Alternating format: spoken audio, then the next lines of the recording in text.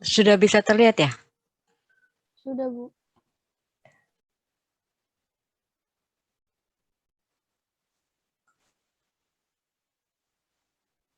Ya.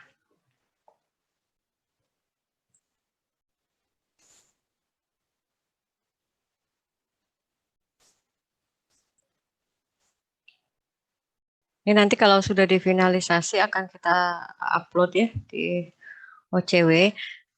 Oh maaf salah ini Pak pengantar PWK ya. Sebentar. Oh benar-benar. Maaf ini belum diganti.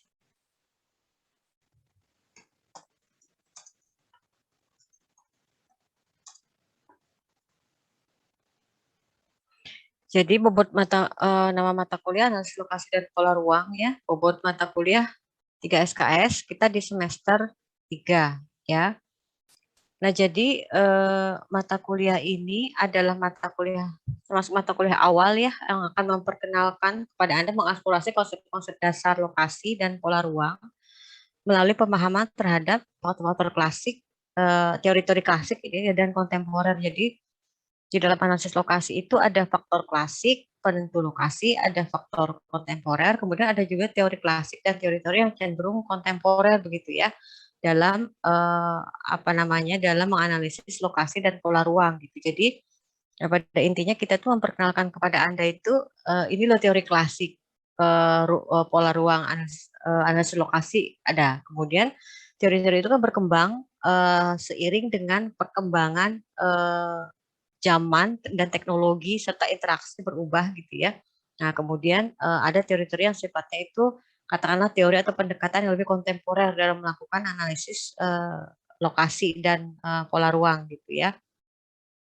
Jadi intinya itu, kemudian referensi ini nanti mungkin bisa ini tentatif tergantung nanti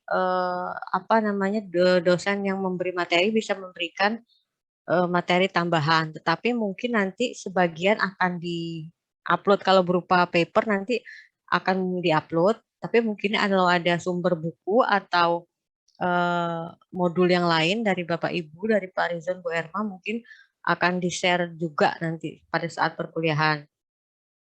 Nah, jadi kita ada tiga capaian pembelajaran lulusan yang dikatakanlah eh, bukan dibebankan tapi diminta mata kuliah ini untuk berkontribusi gitu ya. Jadi yang pertama itu menjelaskan proses perencanaan wilayah dan kota secara komprehensif, inkremental, strategis dengan menggunakan prinsip-prinsip di era industri. Itu capaian prodi P2. Kemudian capaian prodi KK1 itu adalah menerapkan teori, konsep, prinsip, nilai dan norma dalam praktek perencanaan wilayah dan kota. Dan KK3 KK2 yaitu menerapkan metode dan analisis dalam menyusun rencana dan alternatif solusi terkait wilayah dan kota di era industri 4.0. Karena itulah kemudian pada mata kuliah ini kita menggabungkan teori klasik dan kontemporer, faktor klasik dan faktor kontemporer dengan harapan kita memberikan wawasan kepada Anda bagaimana teori-teori lokasi di masa sebelum gitu ya, di awal munculnya teori lokasi dan pada saat sekarang. Jadi bobot terbesar kita adalah pada pengenalan pada teori konsep dan prinsip gitu ya. Kemudian bobot yang lebih kecil itu pada proses perencanaan wilayah dan kota secara komprehensif karena ini akan lebih besar bobotnya P2 pada mata kuliah lain gitu. KK2 juga metode dan analisis di sini bobotnya 1 akan lebih besar pada mata kuliah lain misalnya seperti apa mungkin MA studio kah gitu ya. Nah, ya, mungkin itu.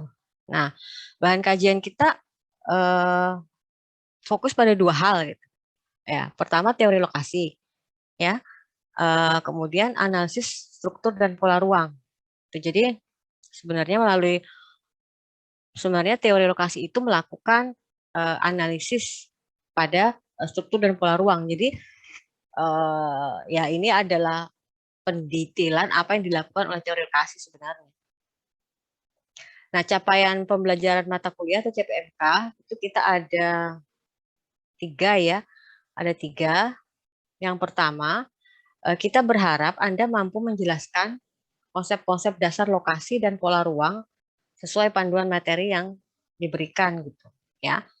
Kemudian kita berharap Anda mampu menjelaskan sistem interaksi kegiatan dalam ruang dan struktur dan pola ruang di wilayah perencanaan. Jadi di dalam ruang itu akan ada interaksi ya kan. Nah, jadi nanti kita berharap Anda mampu menjelaskan berbagai interaksi yang terjadi di dalam ruang. Kemudian yang ketiga kita berharap Anda mampu menjelaskan tata organisasi. Jadi ada ruang, ada berbagai interaksi di dalamnya. Nah, interaksi ini itu kan harus diorganisasikan gitu ya. Jadi managing interaction yang ada di dalam ruang ya. Jadi tiga hal ini. Jadi Anda mampu menjelaskan konsep dasar, lokasi pola ruang, kemudian mampu memahami bahwa di dalam ruang itu terdapat interaksi ya. Dan kemudian interaksi itu kan tidak bisa dibiarkan begitu saja ya. Sehingga bisa terjadi dominasi atau terjadi overuse dan hal-hal yang menyebabkan dampak negatif pada ruang. Jadi dia itu kegiatan yang berinteraksi di dalam ruang itu harus diatur. Jadi kita berharap Anda mampu menjelaskan bagaimana mengorganisasikan interaksi yang ada di dalam ruang. Sampai sini ada yang mau ditanyakan?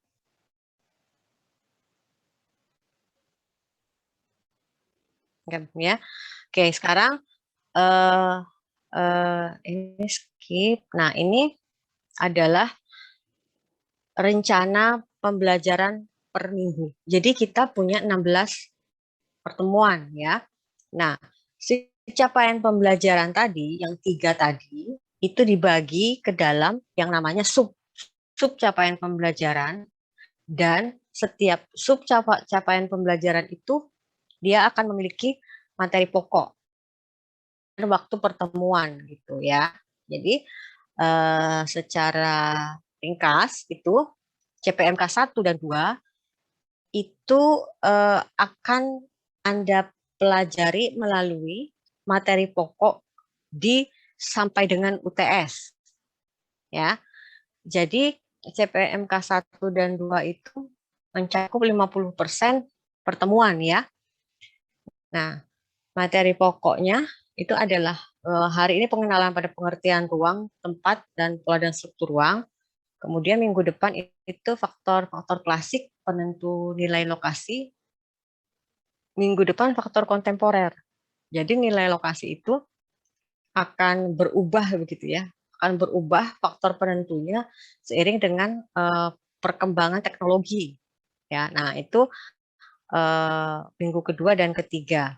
Kemudian di minggu keempat sampai dengan UTS itu masuk pada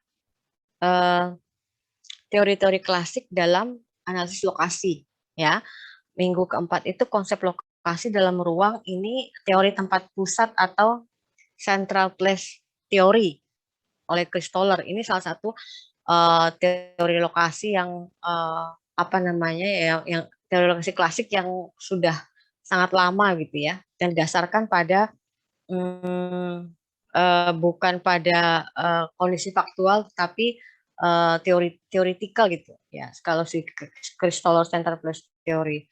Nah, kemudian konsep lokasi dalam konteks internal kota. Nah, ini teori kontunen, bagaimana kemudian aktivitas di dalam ruang itu kemudian dia berkompetisi untuk mendapatkan tempat yang semakin dekat dengan pusat kota atau pusat aktivitas, pusat bisnis gitu ya. Ini teori klasik kan ya. Kalau sekarang mungkin apa namanya, bisnis itu tidak harus terkonsentrasi pada satu pusat, tapi dia bisa ada di mana saja kan. Sebuah UMKM itu bisa punya nilai ekspor yang cukup besar begitu ya, dimanapun dia berada. Karena sekarang ada yang Anda sudah hafal banget lah namanya, itu ya Shopee, apalah ya, segala macam itu. Nah, itu dia bisa kemana-mana, atau Amazon. Nah, jadi tapi ini konsep teori klasik ini dulu menjelaskan bagaimana aktivitas itu berkompetisi untuk mendapatkan tempat yang terbaik paling dekat dengan pusat aktivitas bisnis dengan nilai lahan yang sangat tinggi. Jadi semakin dia mampu membayar lebih tinggi gitu ya, semakin dia bisa mendekati pusat aktivitas. Nah, juga kemudian konsep lokasi dalam perdagangan ini nanti dengan Bu Erma model hoteling. Jadi sama, dia mirip gitu ya. Dia bercerita tentang bagaimana kompetisi ruang itu terjadi dari berbagai aktivitas gitu. Nah, kemudian konsep lokasi dalam konteks industri dan kewilayahan itu terkait dengan teori Weber. Ini teori klasik yang menyampaikan atau dia menganalisis tentang bagaimana aktivitas di dalam sebuah ruang itu akan ditentukan oleh tiga faktor klasik yang seperti mungkin nanti disinggung di pertemuan kedua ini. Jadi ada faktor transportasi gitu ya, ada faktor pasar ya. Nah, jadi ada pasar dan faktor di mana tempat bahan mentah, di mana pasar berada gitu, di mana pusat produksi. Nah, jadi ini adalah konsep lokasi pada perspektif teori lokasi klasik. Jadi dia masih memperhitungkan faktor-faktor dasar ya, sebenarnya bukan berarti dia tidak berlaku, masih tentu saja masih berlaku pada industri berat gitu, maksudnya misalnya industri perakitan otomotif, dia masih butuh gitu kan ya, masih butuh lahan yang besar, masih butuh bahan mentah misalnya yang didatangkan dari mana. Jadi beberapa industri tertentu dia masih menerapkan masih tetap bisa diterapkan teori-teori lokasi yang klasik ini. Misalnya kawasan industri gitu ya.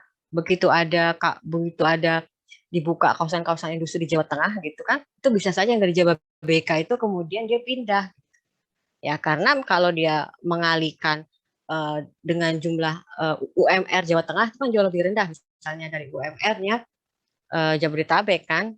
Kemudian lahannya juga lebih murah daripada lahan di Jabodetabek. Jadi masih mungkin dia terus ada jalan tol, aksesibilitasnya tinggi, bisa jadi kemudian ada pemindahan ke arah kawasan-kawasan industri yang akan dibangun di daerah Jawa Tengah gitu. Itu kan masih implementatif gitu. Tapi ada hal yang berubah gitu sesuai dengan kondisi yang dipengaruhi oleh teknologi. Gitu. Jadi penting tetap teori-teori lokasi klasik untuk Anda pahami karena tetap implementable dia. Nah, jadi 7 materi ini sebelum UTS. Nah, kemarin kita masuk kepada assessment tools ya. Penilaiannya itu dengan UTS. Jadi di sini ada perkiraan gitu ya, perkiraan bobot dari setiap pertemuan. Tapi secara general nilai UTS itu akan memberikan kontribusi 50% pada nilai akhir Anda yang 50% itu dihasilkan secara proporsional dari pertemuan materi dari setiap pertemuan ya. Jadi dia perhitungannya itu proporsional terhadap jumlah pertemuan kira-kira ya. Bobot dari soal itu akan nilainya, kontribusinya pada UTS proporsional kepada jumlah pertemuan. Nah, kemudian CPMK yang ketiga tadi, memahami organisasi itu akan diberikan setelah UTS ya sampai dengan UAS. Jadi ada 7 pertemuan lagi gitu. Nah, ini jadi sifatnya itu ada yang teknik analisis misalnya seperti analisis skalogram, kemudian ada teori-teori yang lebih baru, kontemporer terkait dengan organisasi ruang, misalnya tentang central business district, spesialisasi, gitu ya. Kemudian ada juga terkait dengan pengambilan keputusan pada untuk tata guna lahan, kemudian ada juga penekanan pada pola dan sistem permukiman, kemudian integrasi aktivitas, klaster, aglomerasi, industri. Jadi ini sifatnya pengembangan.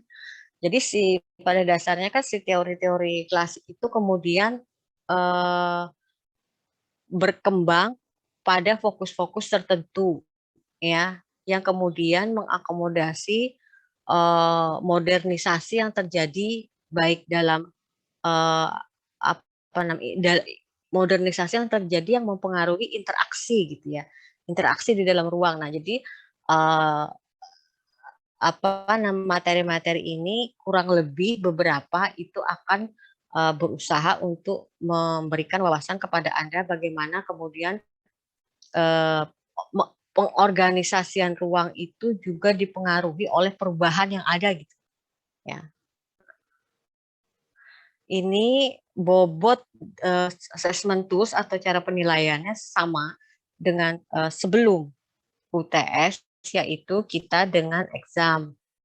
Dengan cara penilaian yang sama, yaitu bobot dari pertemuan itu, bobot dari nilai akhir itu akan proporsional terhadap pertemuan. Ini kan uh, pertemuannya 7. Jadi setiap soal itu kurang lebih akan memiliki bobot yang sama gitu ya, proporsional.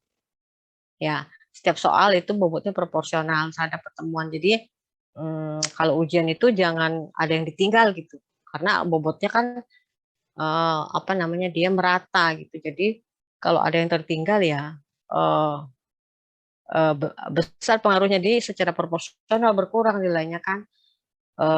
Kalau misalnya ada pembobotan yang lebih besar pada materi tertentu, mungkin Anda kadang-kadang tuh suka berstrategi saya kerjakan yang bobot besar gitu. Tapi kan ini kalau proporsional tuh harus hati-hati Anda mengatur waktu dalam ujian gitu ya.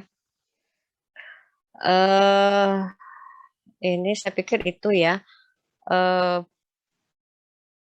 kan mungkin ini belum final, tapi pada dasarnya eh apa namanya proporsi angka gitu ya.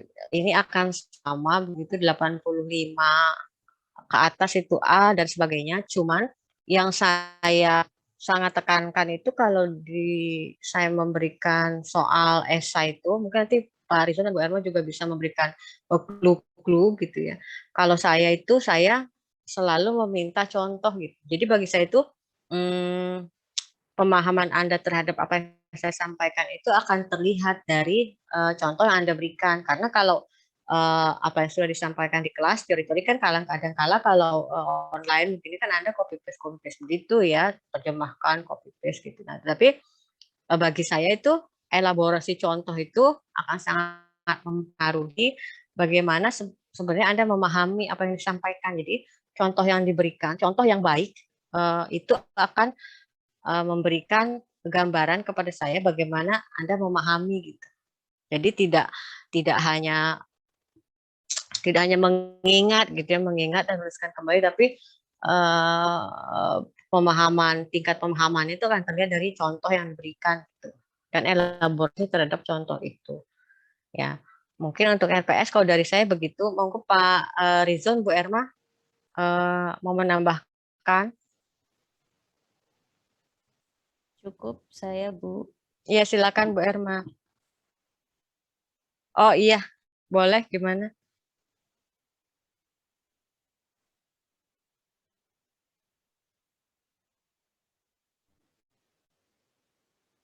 Mm-mm. Mm-mm. Ya.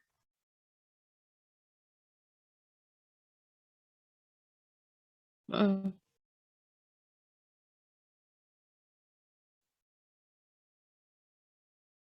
Oh,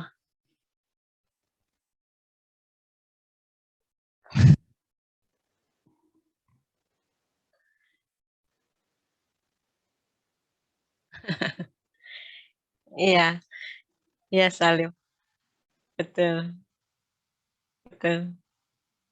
Iya, iya, iya betul. Jadi Jadi yang dikatakan Salim itu memang sangat betul ya. Jadi teori lokasi klasik itu dia fokus pada ekonomi, sangat. Jadi perspektifnya sangat ekonomi dan dihasilkan oleh orang-orang dari matematika dan ekonomi. Itu benar. Jadi teori lokasi itu selalu didasarkan bagaimana mendapatkan the best place, ya kompetisi tempat berdasarkan nilai ekonomi. Jadi faktornya faktor transportasi, faktor lokasi bahan mentah, faktor pasar, kemudian faktor kemampuan bayar gitu ya. Jadi memang betul. Jadi teori lokasi klasik itu dia sangat fokus pada ekonomi gitu. Nah, tetapi kalau misalnya itu memang tidak bisa dipungkiri memang betul gitu. Jadi dia berbasis pada perspektif ekonomi. Ya, betul.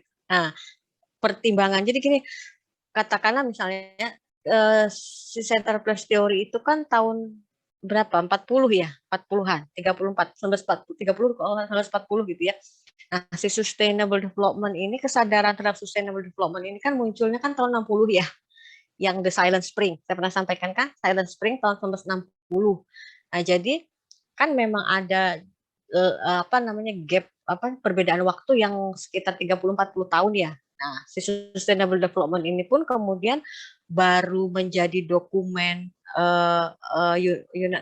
United Nations itu kan di tahun 1989 kalau nggak salah ya, yang dokumen tentang pembangunan berkelanjutan itu. Nah, jadi memang uh, kesadaran terhadap pembangunan berkelanjutan itu mulai bergerak kan tahun 60. Ya, cikal bakalnya Silent Spring itu karena ada polusi dan pemanfaatan pestisida sehingga burung-burung mati, hutan tanaman mati, springnya jadi silent gitu kan. Itu gerakannya tahun 60 memang betul. Jadi mungkin uh, nanti akan kita coba gitu ya memperkenalkan atau mencari bahan bacaan yang mungkin yang memperlihatkan bagaimana kesadaran lingkungan itu diakomodasi mungkin ya. Nanti coba saya cari diakomodasi dalam uh, analisis atau organisasi lokasi. Itu ya. Iya, ya, ya. Monggo Bu Erma. Ya, enggak sih, itu betul, benar, memang benar ya Salim dan apa namanya, mungkin yang kontemporer yang mulai bisa kita kaitkan gitu dengan sustainable development. Kalau yang klasik memang sama sekali tidak melirik bahkan ya, itu bukan menjadi fokus utama karena lingkungannya juga masih dirasa seperti baik-baik saja gitu pada waktu itu. Itu ya.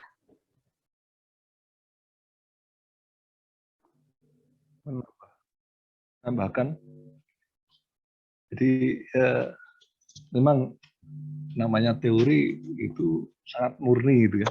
Jadi pendekatannya itu dari sisi tertentu memang dan sangat teoritis, bahkan mungkin seperti yang teorinya Kristaller itu yang central place itu, bahkan bisa dibilang tidak ada wujudnya yang real itu di dunia ini. Jadi itu sangat teoritik gitu ya.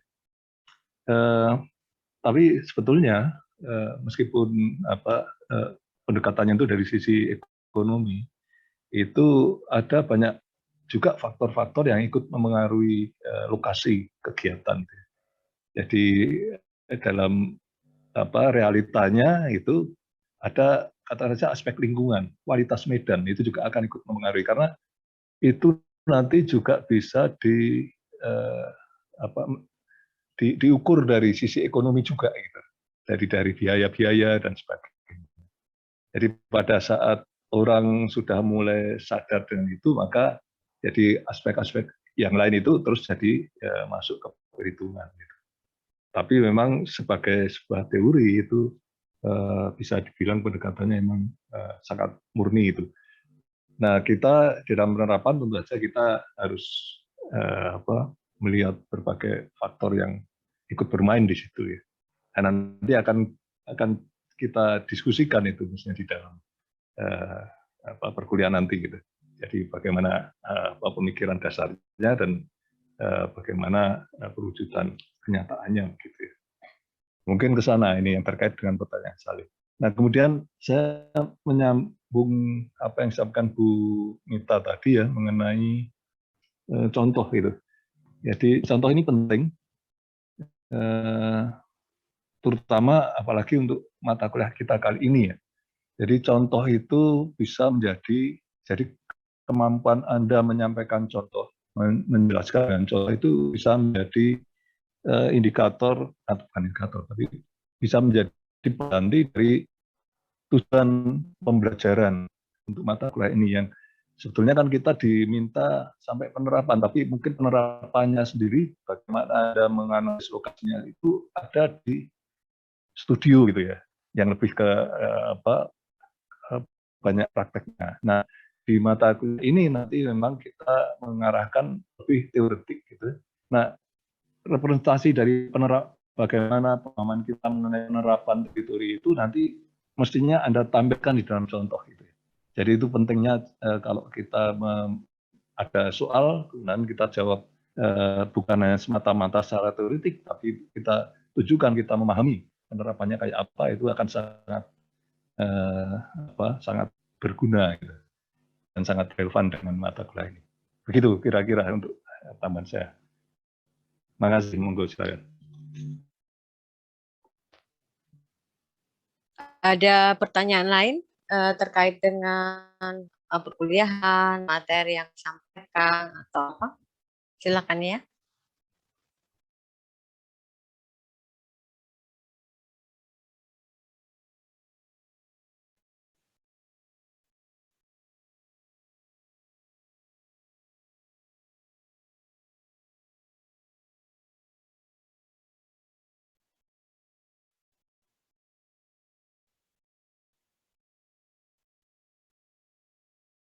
Itu bisa dua-duanya, Salim.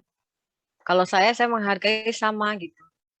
Antara Anda melihat sesuatu secara faktual gitu ya, kemudian Anda mengkaitkannya dengan teori, atau Anda memahaminya dari bacaan penelitian lain gitu.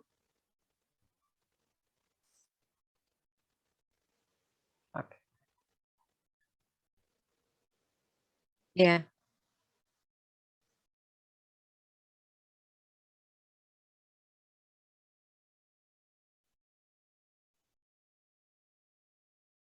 Mm-mm.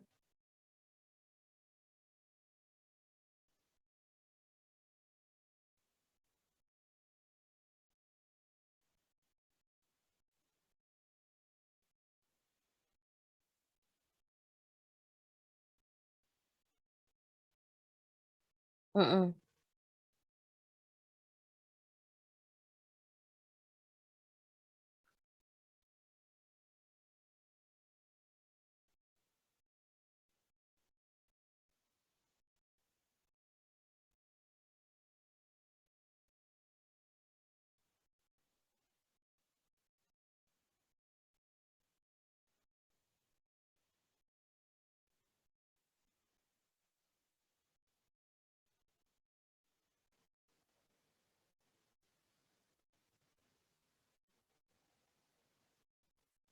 Ya, jadi sebenarnya kalau kita bicara, jadi mata kuliahnya itu tidak mutually eksklusif gitu. Jadi si mata kuliah itu dia berinteraksi satu sama lain sebenarnya materinya. Contohnya ya, selain yang tadi Salim lihat tata guna lahan, itu sebenarnya misalnya contohnya tata guna lahan dengan transportasi gitu ya. Jadi secara substansi kan dia terintegrasi itu ya. Jadi ada materinya akan overlap gitu.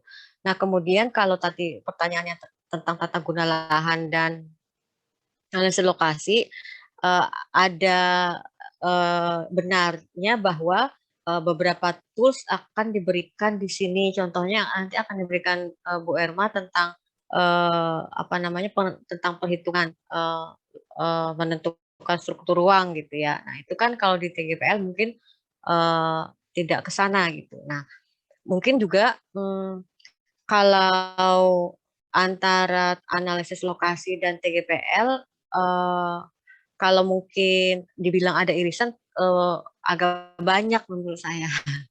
Memang dia ada irisannya gitu, memang ada irisannya. Nah mungkin, dosen TGIPL Pak Rizon ya? Betul ya? Ya. Nah iya Pak, mungkin, fokus TGPL, bisa ini Pak, bisa disampaikan dulu Pak. Oke.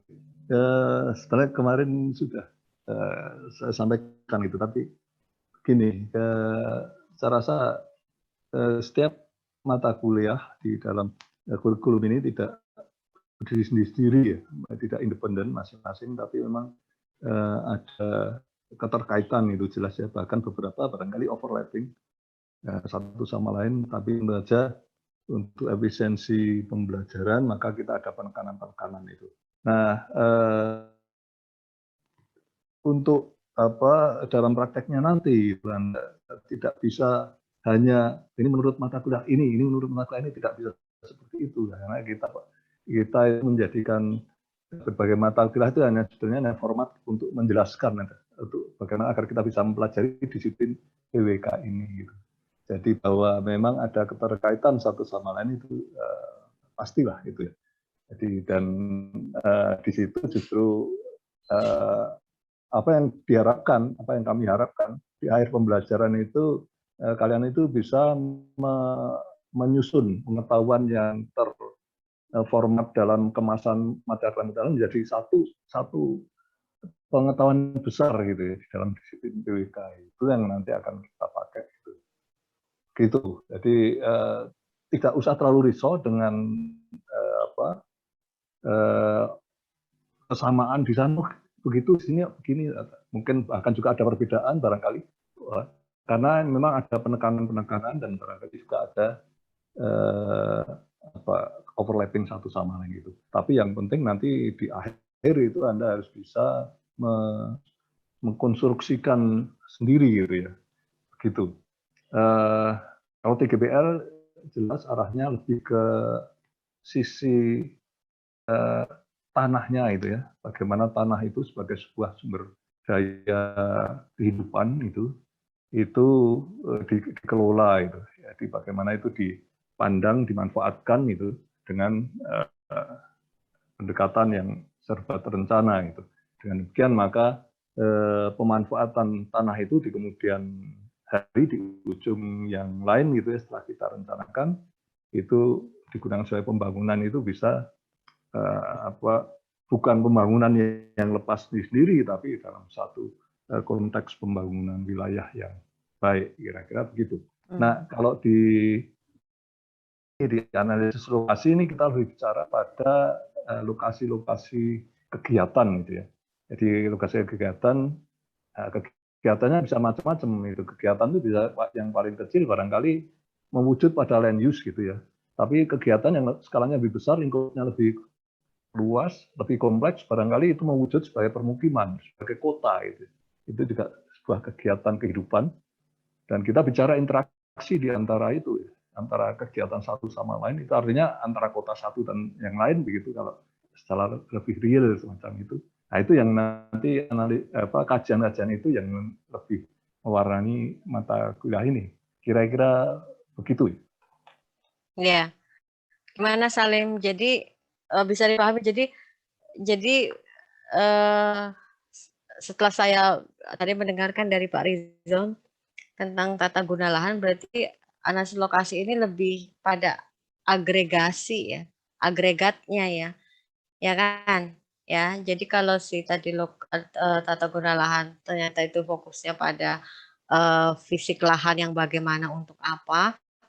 Kalau ini lebih ke agregasi, melihatnya dalam hal interaksi juga gitu ya. Interaksi yang terjadi antara guna lahan yang satu dengan guna lahan yang lain, jadi pada skala yang lebih besar. Jadi secara sederhana mungkin perspektif agregat dari apa yang Anda pahami dari tata guna lahan. Jadi contohnya tadi yang saya jelaskan di penjelasan RPS, misalnya kenapa ada ada perspektif ekonomi, kenapa suatu guna lahan dia berlokasi di pusat, kenapa ada berlokasi di pinggiran gitu. Tetapi perspektifnya itu diberikan tidak hanya dari sisi karena fisik lahan seperti ini gitu ya, tetapi karena dia ada pertimbangan-pertimbangan finansial, organisasional, dan juga mungkin pertimbangan-pertimbangan lain. Jadi ada aspek pertimbangan lain kenapa sesuatu guna lahan atau aktivitas itu berlokasi di suatu tempat, dan ada interaksi yang terjadi antara satu lokasi dengan lokasi lain. Jadi lebih daripada perspektif makro atau agregat dari berbagai pemanfaatan yang lahan yang ada gitu.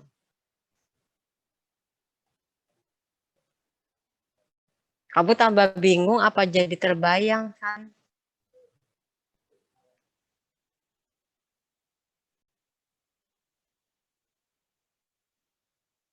Dan ada interaksi.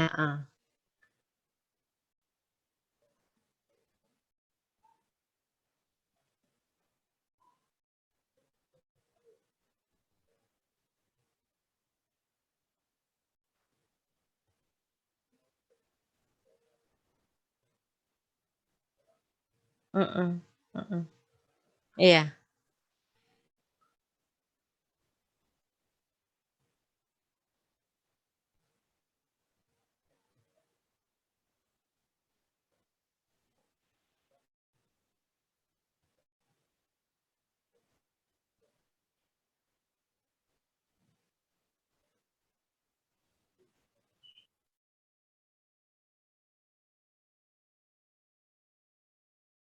Iya, jadi dia apa namanya agregat paling efisien yang ingin dicapai dari pola yang ada di sebuah ruang misalnya gitu kan.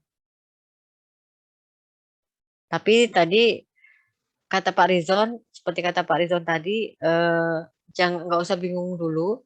Jadi pasti akan ada irisan dari satu mata kuliah dan mata kuliah yang lain. eh, yang pada akhirnya itu kami berharap Anda mampu membuat apa namanya ya, tujuannya itu kan mampu membuat sebuah ruang itu menjadi meningkatkan kesejahteraan dan dia wujud berkelanjutan gitu. Jadi ruang itu kan suatu sumber daya yang sifatnya itu terbatas dan tidak bisa. Maksudnya kalau aktivitas yang ada di dalamnya itu tidak dikelola menuju keberlanjutan, si ruang ini kan terminate nantinya ya kan, terminate oleh polusi kah, terminate oleh chaos kah dan sebagainya. Tapi jadi intinya itu kan kita berharap in the end Anda itu mampu memahami dengan berbagai mata kuliah yang ada dan irisannya itu bagaimana agar ruang itu bisa meningkatkan kesejahteraan warga yang tinggal di dalamnya dan dia itu menjadi berkelanjutan ya. Itu kan ini gabungan dari pemahaman terhadap analisis lokasi, tata guna lahan, dan mata kuliah yang lain. Jadi mungkin nggak usah bingung dulu, Salim. Coba nanti dicermati mungkin setelah beberapa minggu pertemuan di TGPL dan beberapa minggu pertemuan di analisis lokasi, nanti paham gitu ya. Apa irisannya, apa kemudian perbedaan materinya gitu. Ya, kalau agak bingung-bingung di awal nggak apa-apa kok. Gitu ya. Bu Erma ada tambahan? Halo Bu Erma. Enggak, Bu, cukup. Ya, ada tambahan Bu Erma. Semoga bisa lebih jelas ya. Mungkin saya nambahin lagi kan. Ini untuk Ya, monggo Pak Rizwan. mudah-mudahan tidak menambah bingung, tapi mencoba memberikan gambaran yang lebih real gitu ya. Nantinya gitu di ujung dari pembelajaran ini barangkali nanti kalau kita bicara TGPL itu lebih pada bicara hamparannya gitu ya. Hamparan lahannya gitu, bagaimana lahan itu nanti kita kelola, kita rencanakan gitu. Tapi kalau di analisis lokasi dan pola keuangan ini lebih ke strukturnya. Atau kalau nanti kalian akan memahami ya, tata ruang itu apa? Tata ruang itu bisa di analisis itu atas pola ruangnya dan struktur ruangnya gitu. Nah, pola ruang itu nanti yang bicara land use dan sebagainya gitu. Itu mungkin pendekatannya TGPL lebih ke sana. Nah, kalau yang analisis lokasi nanti akan lebih mengarah pada strukturnya. Itu kalau mau kita lihat pertemuannya nanti akan gitu di penerapannya nanti. Kira-kira itu, mudah-mudahan nanti bisa lebih terbayang gitu, arahnya. Tapi nanti akan semakin jelas pada saat nanti Anda berjalan dari satu materi ke materi berikutnya. Gitu.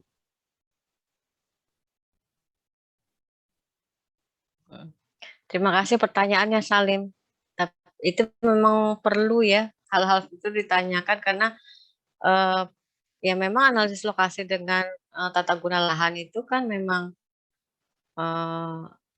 kemiripannya besar gitu ya. Kalau Anda lihat land use planning-nya Cepin misalnya ya, land use planning-nya Cepin atau buku teori lokasi itu kan yang dibahas tuh mirip gitu. Kalau menurut saya sih pemahaman terhadap guna lahan itu kemudian membangkitkan apa yang namanya lokasi itu punya teori seperti ini ya. Dia memahami guna lahan dulu. Guna lahan tuh begini, ini oh di sini. Nah, berarti gitu ya. Berarti lokasi itu harus begini polanya, lokasi itu harus begini strukturnya gitu. Walaupun ya menurut saya seperti itu. Jadi pemahaman terhadap guna lahan, tata guna lahan itu akan membangkitkan kesadaran pada bagaimana membentuk pola dan struktur yang lebih baik dari ruang gitu. Itu ya, Salim ya. Yang lain ada yang mau, iya, yang lain ada yang mau bertanya juga. Masa cuma Salim aja yang tanya?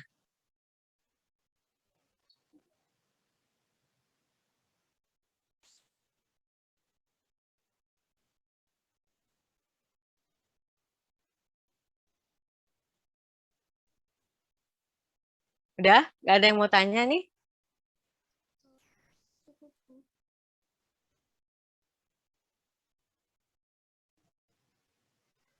Belum, Ibu. Ya udah ya, oke. Ya saya kalau gitu mau share PPT terkait dengan hal yang sangat mendasar dulu gitu ya, konsep-konsep yang mungkin apakah Anda sudah apakah Anda sudah dapat di mata kuliah yang lain? Uh, jadi kita coba aja ya. Sudah bisa terlihat ya?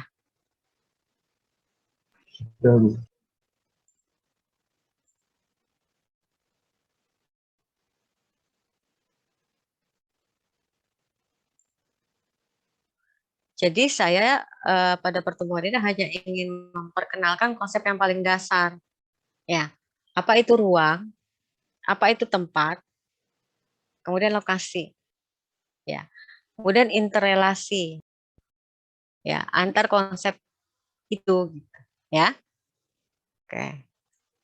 Ada yang punya ini enggak dulu? Apa yang Anda pahami tentang ruang, apa tempat, space and place. Mungkin ada yang punya punya persepsi dulu. Ruang itu space itu apa, place itu apa? Nah, ya, ya Pak Rizwan. Ya gimana? Mm-mm.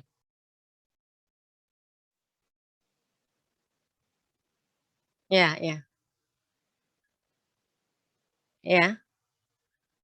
Nah,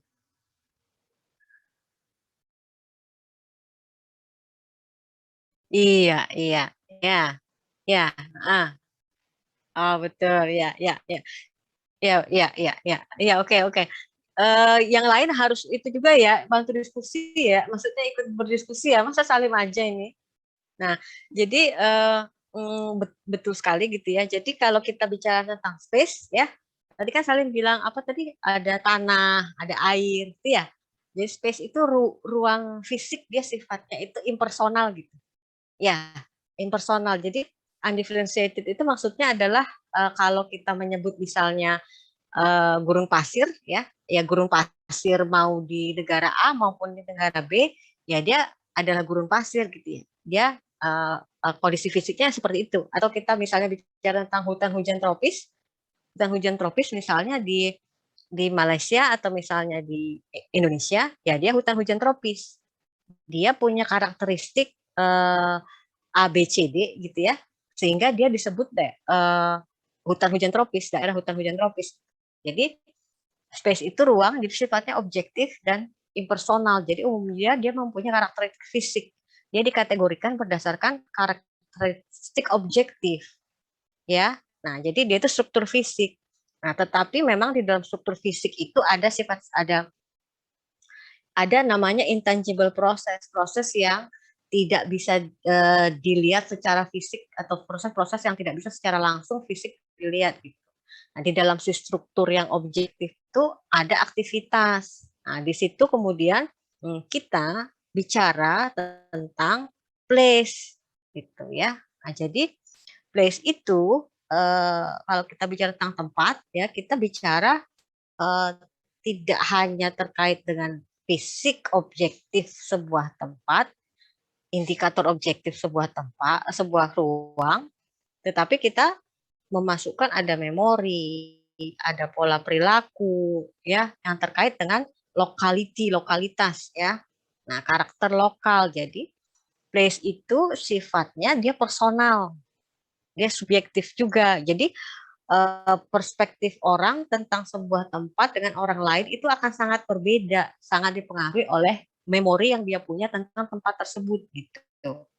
Ya, bisa jadi misalnya kampung A itu seseorang menurut si A itu dia punya memori yang beautiful memori di situ. Jadi dia terkait dengan tempat itu, dekat dia hatinya dengan tempat itu karena dia punya beautiful memory di sana. Tapi bisa jadi buat orang lain kampung A itu hanya sebuah ruang gitu karena dia setiap hari lewat pulang pergi dia dari rumah ke kantor lewat. Bagi dia itu tidak ada spesifik meanings dari kampung A misalnya ya. Jadi itu subjektif, tempat itu subjektif sifatnya gitu. Nah, jadi ini tempat nih ya, karena ada apa? Ada karakter individual, ada memori dari anak ini misalnya, ada barang-barang individual di dalamnya. Nah, ini juga tempat, contohnya ini tempat juga karena ada karakteristik individual di dalamnya, ada memori yang dibangun gitu ya. Ya, ada kekhususan tempat ini bagi seseorang gitu. Nah, ini contohnya tadi this is not gitu ya. Ini bukan tempat, tapi dia adalah ruang fisik yang punya indikator objektif. Tetapi kalau kita bicara tentang suku-suku padang pasir yang tinggal di sini, yang punya memori, yang punya behavioral pattern di sini, kita bicara tentang tempat, bukan ruang, kan ya? Nah, jadi ini yang kata Salim tadi nanti bilang, jadi place itu atau tempat itu lebih seperti apa rasanya di sana gitu ya. Tempat seperti apa itu gitu ya. Dia tetap punya karakteristik fisik, tetapi dia juga memiliki karakteristik humaniora gitu. Ya, jadi dia itu merupakan gabungan antara karakteristik fisik dan karakteristik human. Jadi karena dia sebuah tempat itu akan berada di sebuah ruang dan ruang itu punya karakteristik fisik yang sifatnya objektif. Tetapi tempat itu kemudian terkait dengan karakteristik manusia di dalam, terkait dengan arsitektur yang ada di dalam ruang itu, ya kan? Ruangnya misalnya bisa saja sekian puluh ribu hektar sama gitu ya. Dia sama-sama misalnya padang rumput gitu. Tetapi antara Afrika dengan Amerika dengan budaya yang berbeda, dengan karakteristik arsitektur yang berbeda, si padang rumput itu menjadi place yang sangat berbeda gitu. Ya, dia punya karakteristik human, karakteristik arsitektur yang sangat berbeda ya. Nah, jadi ya di satu ruang itu bisa ada budaya yang sangat berbeda gitu misalnya antara Jepang dengan Amerika Latin misalnya dengan Afrika gitu ya. Jadi human characteristic itu membuat ruang itu menjadi tempat ya, karena ada behavioral patterns, ada memori, ada interaksi tuh di dalamnya ya. Nah, tadi ini seperti yang Salim bilang itu. Jadi tempat itu ya per definisi dia kan tadi kan elaborasi ya. Ada human behavior, ada memori, ada interaksi gitu. Kalau kita bicara per definisi, dia adalah specific points ya yang dibedakan berdasarkan spesifik karakter ya. Nah, jadi apa namanya, karena itulah muncul yang namanya persepsi terhadap tempat gitu ya. Seperti saya bilang tadi kan, persepsi terhadap tempat apa namanya, seseorang itu akan punya persepsi yang berbeda. Nah, tetapi kalau persepsi terhadap tempat itu biasanya pemahaman yang dia bangun berdasarkan buku, dia lihat film atau dia lihat gambar. Jadi timbul persepsi dia terhadap tempat A, tempat B. Misalnya Anda sering nonton Wild Wild West, misalnya. Oh, jadi persepsi Anda terhadap Texas tuh begitu toh. Gitu. It's about cowboys misalnya kan gitu. Jadi Anda membangun persepsi melalui experience Anda melihat movies, book pictures biasanya gitu. Tapi kemudian ada yang namanya sense of place. Nah, sense of place ini adalah hubungan ya antara ya orang gitu ya dengan si ruang tadi, dengan lokasi tertentu tadi. Jadi ini dia ada emosi, ada experience, ada stories ya. Jadi dia sense of place itu dia lebih intens lagi. Dia membangun relationship dengan tempat tertentu gitu. Ya, jadi ruang punya karakter humans, dia menjadi tempat, kemudian orang yang membangun interaksi dengan tempat tertentu, ya itu kita bicara tentang sense of place. Jadi orang itu akan punya sense yang berbeda-beda pada tempat yang sama, misalnya gitu ya. Ya, pada tempat itu memiliki tradisi tertentu, memiliki budaya tertentu, memiliki bahasa tertentu. Nah, orang A, B, C itu bisa membangun relasi yang berbeda dengan tempat yang sama. Ya, jadi punya sense yang berbeda setiap orang. Nah, jadi relasi orang dengan tempat itu kita bicara tentang sense of place, ya. Nah, jadi ini yang Salim sampaikan tadi yang sudah disampaikan di mata kuliah pengantar geografi ya. Jadi tempat itu tentang lokasi ya. Ya jadi fitur yang unik dari sebuah lokasi. Nah, di situ kita bicara uh, uh, toponim, site, situasi gitu ya. Nah, jadi ini kan udah dibahas ya. Jadi tempat itu ya punya nama ya. Kemudian si tempat itu kemudian ada kita membahas, kalau kita bicara tempat kita membahas tentang site gitu ya. Ya kan? Oke, kalau site gimana dijelaskan yang sudah Anda pahami seperti apa itu?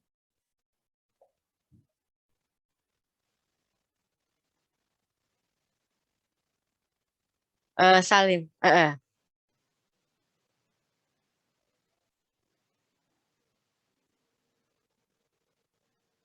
Mm-mm.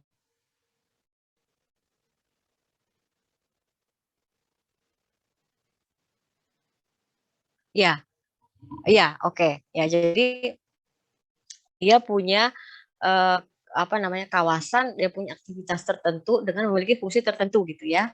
Nah, oke, nah kemudian ada juga situasi. Situasi, siapa yang mau menjelaskan apa sih yang sudah disampaikan tentang situasi di mata kuliah apa pengantar geografi ya? Coba salsabilitas.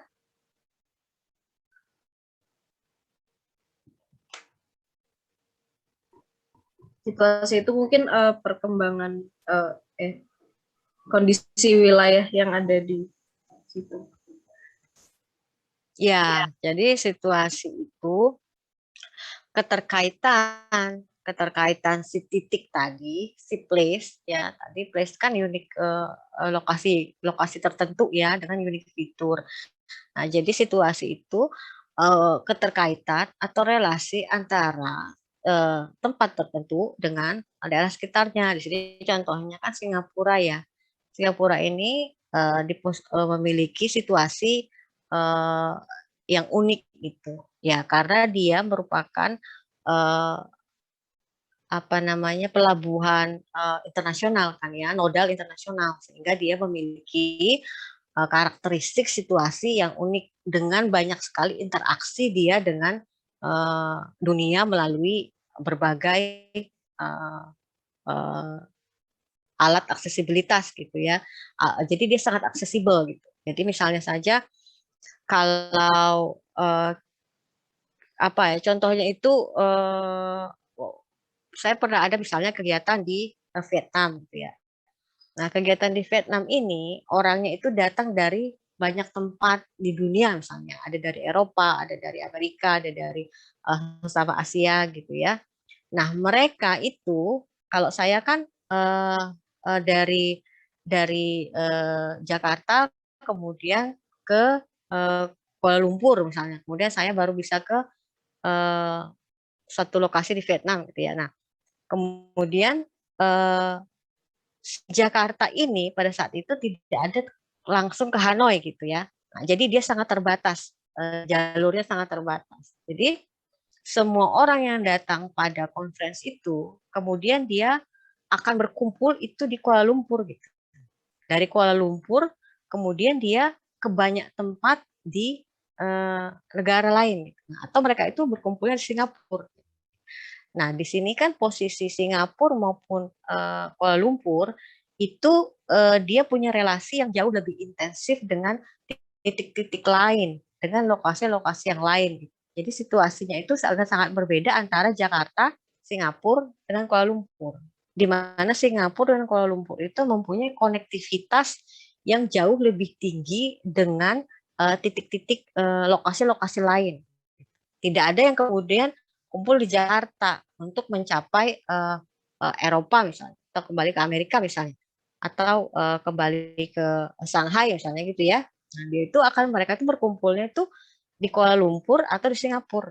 Nah, jadi ada ada situasi-situasi di mana lokasi-lokasi itu memiliki karakteristik yang berbeda, memiliki aksesibilitas yang berbeda dengan tempat-tempat atau titik-titik lain on earth gitu, dengan tempat-tempat lain gitu. Nah, jadi uh, itu adalah contoh dari situasi gitu ya, yang dilihat dari aksesibilitas, dari ketercapaian suatu titik terhadap titik yang lain, ya. Ada pertanyaan nggak sampai sini?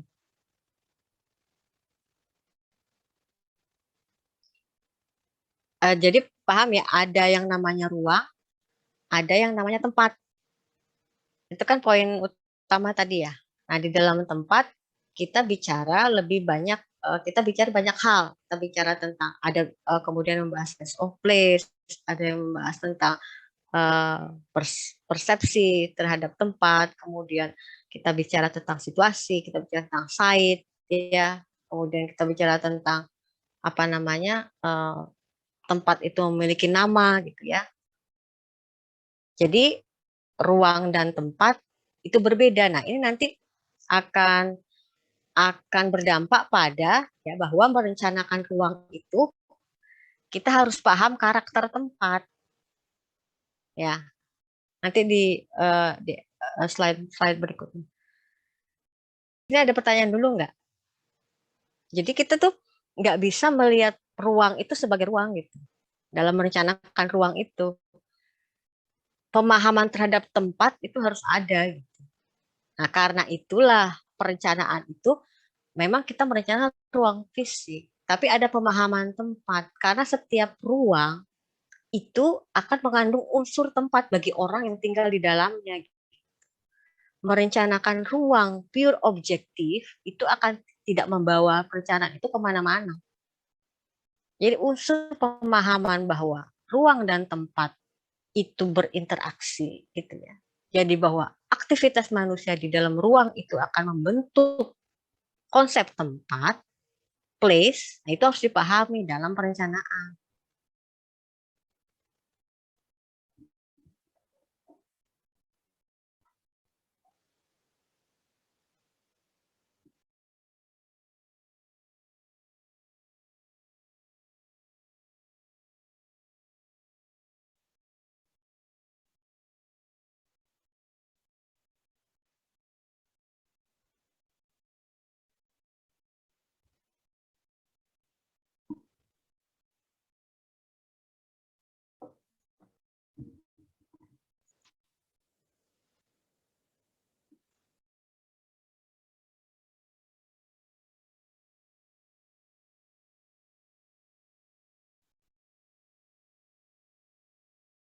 Iya, kalau kita bicara bantaran itu kan ada regulasi gitu ya.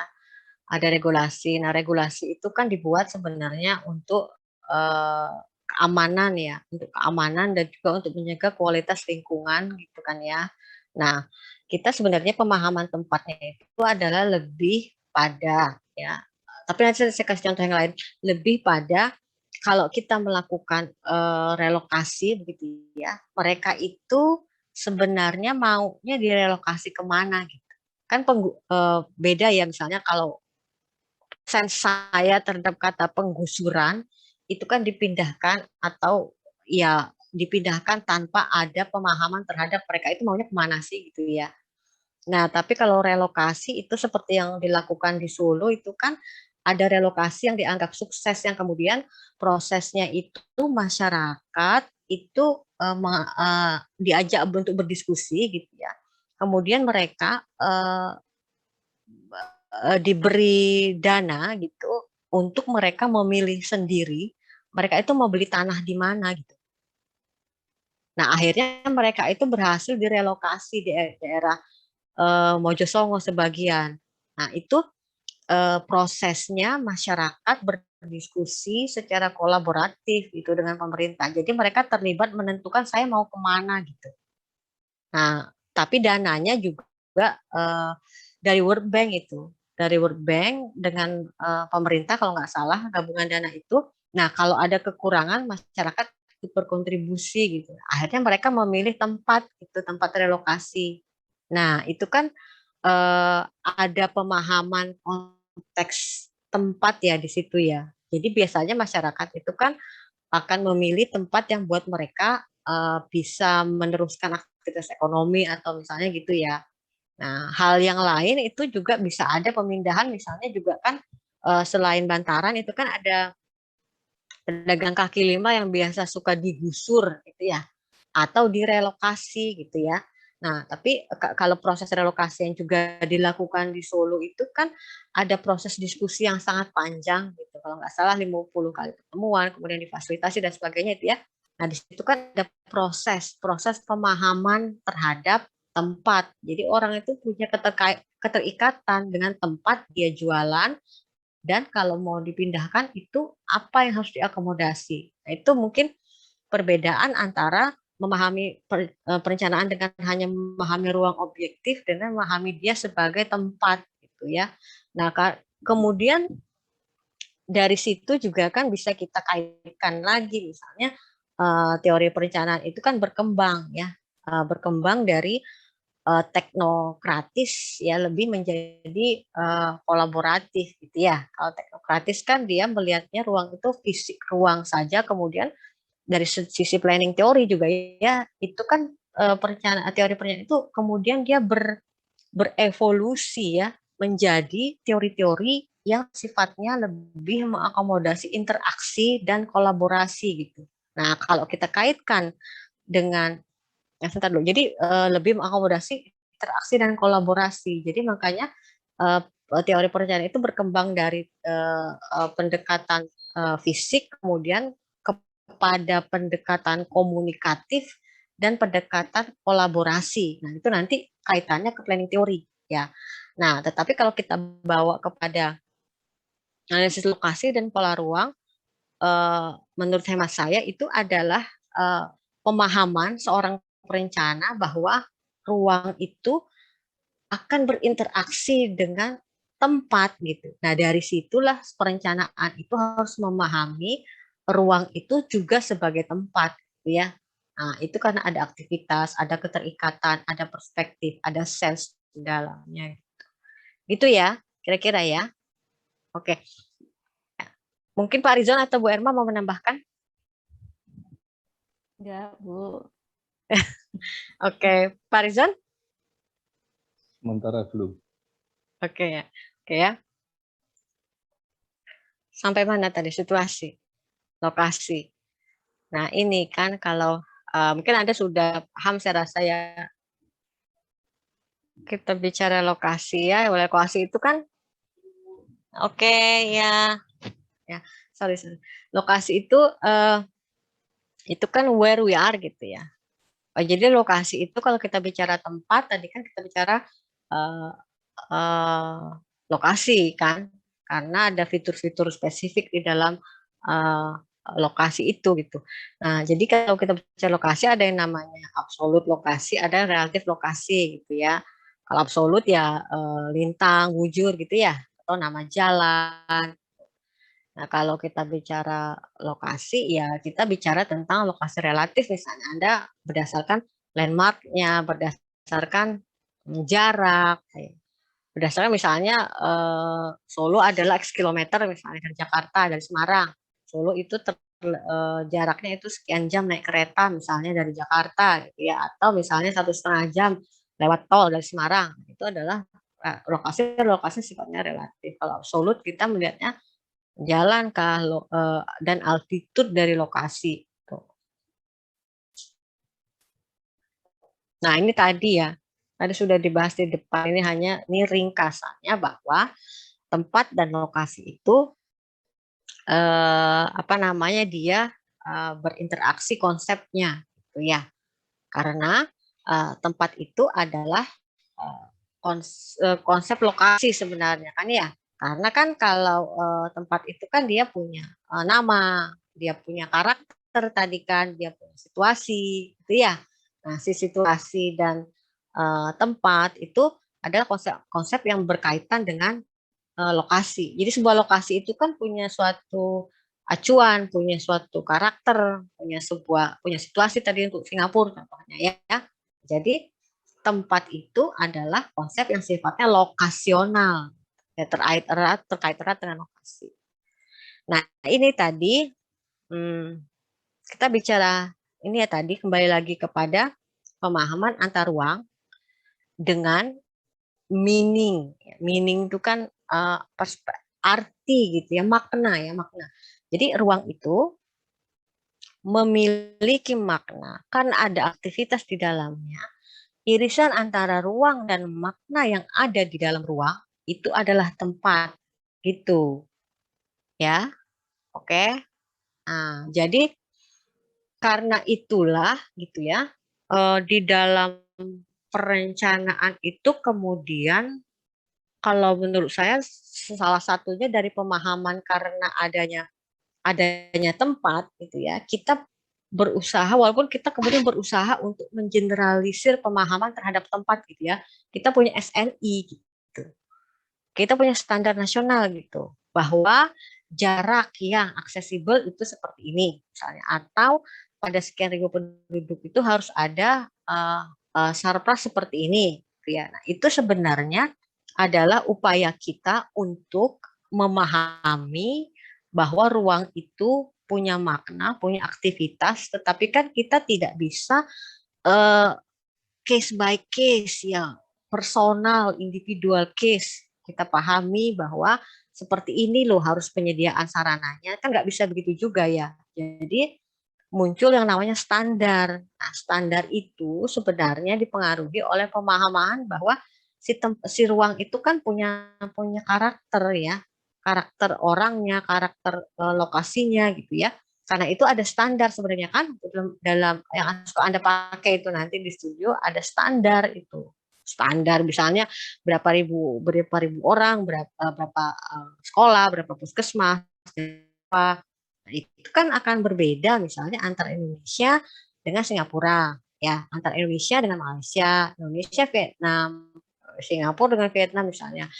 Itu berbeda gitu. Nah, tetapi itu adalah upaya untuk melakukan sebuah generalisasi dari pemahaman terhadap ruang itu punya karakter gitu. Jadi kan nggak bisa kita individual case menentukan ya berapa nih dibutuhkannya sekolah untuk daerah desa A misalnya, untuk kelurahan B misalnya, atau berapa masjid ini yang dibutuhkan. Tetapi kita butuh masjid, kita butuh gereja, kita butuh TK, kita butuh SD gitu ya. Nah, gitu standar-standar kita tuh akan berbeda gitu dengan negara yang lain. Ya, tetapi itu adalah sebuah generalisasi upaya untuk memahami bahwa kita tuh punya standar. Nah, karena setiap tempat tuh sebenarnya punya makna, tetapi Itu menurut saya adalah sebuah generalisasi upaya untuk memahami adanya irisan makna dari sebuah ruang. Enggak 100% dia kemudian ruang fisik yang sifatnya objektif yang akan sama gitu ya. Satu negara dengan negara lain. Jadi sebenarnya ada juga skala gitu ya kan. Jadi skala di dalam tempat itu juga mengandung skala kan ya. Jadi skala itu juga mempengaruhi nanti standar kebutuhan. Tapi intinya si ruang ini kemudian dipahami memiliki makna, dipahami aktivitasnya, dipahami karakter orang yang tinggal di dalamnya, dipahami budayanya, itu akan menimbulkan tempat. Nah, upaya-upaya di dalam memahami tempat ini juga menurut saya terlihat kita membangun apa yang namanya standar. Standar itu kan di tempat lain belum tentu menyatakan bahwa ada kebutuhan terhadap apa namanya masjid dan gereja ya, karena kan budayanya akan berbeda gitu ya. Nah, tetapi itu adalah sebuah generalisasi dari pemahaman aktivitas budaya dan nilai-nilai yang ada di kota-kota di kita gitu.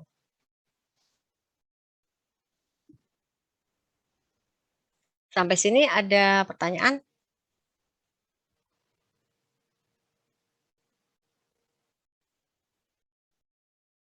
Belum ada ya. Nah, kita masuk kepada pemahaman bahwa kemudian si ruang gitu ya, ruang itu yang mengandung unsur tempat ya, itu kemudian harus diatur gitu ya, harus dikelola kan. Nah, jadi ruang itu dikelola dengan pertama kita mengidentifikasi bahwa di dalam ruang itu ada yang namanya pola ya.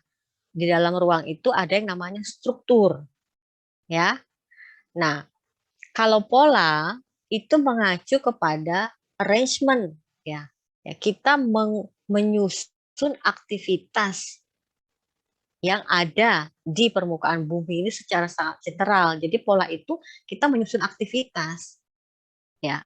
Menyusun aktivitas di suatu wilayah gitu ya. Wilayah tertentu. Jadi kita menyusun aktivitas-aktivitas gitu. Nah, kalau struktur keuangan itu adalah kita menyusun hierarki ya, atau ordering of space, arrangement of. Jadi kalau pola itu berkaitan dengan aktivitas apa ada di mana gitu ya. Kalau struktur terkait dengan hierarkinya. Jadi sebuah lokasi, suatu tempat A, B, C, D gitu ya, itu dia tidak memiliki hierarki yang sama gitu ya. Misalnya Anda bayangkan aja ya, misalnya dan sebuah tempat sebuah lokasi itu harus, jadi maksudnya ruang itu harus memiliki hierarki gitu. Anda kebayang nggak misalnya saja ya, misalnya satu kota itu penduduknya katakanlah 300.000 gitu ya. Anda kebayang nggak kalau setiap orang yang sakit itu dia datang ke Muwardi gitu. Ya, bisa kebayang nggak betapa itu fasilitas rumah sakit Muwardi itu akan overload setiap saat, tidak hanya pada saat pandemi. Jadi setiap saat akan overload gitu. Nah, kemudian dibuatlah yang namanya hierarki pelayanan kesehatan yang kemudian akan terkait di mana sub-sub pelayanan itu ditempatkan kan. Jadi ada rumah sakit tipe A itu Muwardi gitu ya. Kemudian ada rumah sakit tipe B, ada rumah sakit tipe C, ada rumah sakit tipe D, kemudian ada puskesmas ya kan, atau dokter keluarga. Nah, itu kan membangun hierarki yang kemudian di mana si fasilitas-fasilitas dengan hierarki itu ditempatkan, dia akan berpengaruh pada hierarki dari ruang. Ya, dan hierarki dari ruang itu akan berpengaruh pada pergerakan orang. Ya enggak? Ya kan? Nah, itu jadi hierarki ruang itu nanti akan mempengaruhi pergerakan. Mempengaruhi sistem aktivitas, mempengaruhi sistem pergerakan. Tuh. Ya. Nah, kalau aktivitas apa saja, lokasi dia berada di mana, kita bicara tentang pola gitu. Ya, kita menyusun aktivitas misalnya industri besar itu tidak boleh bersebelahan dengan perumahan misalnya ya. Jadi ada aturan-aturan yang mengatur bagaimana sebuah aktivitas itu boleh atau tidak boleh dia berlokasi di ruang tertentu gitu. Ya. Jadi sebenarnya organizing space ini dilakukan dengan pemahaman terhadap place gitu. Ya enggak? Iya kan? Karena kita paham bahwa kita kalau membentuk hierarki demikian akan timbul pergerakan yang seperti ini gitu. Ya. Sampai sini ada pertanyaan?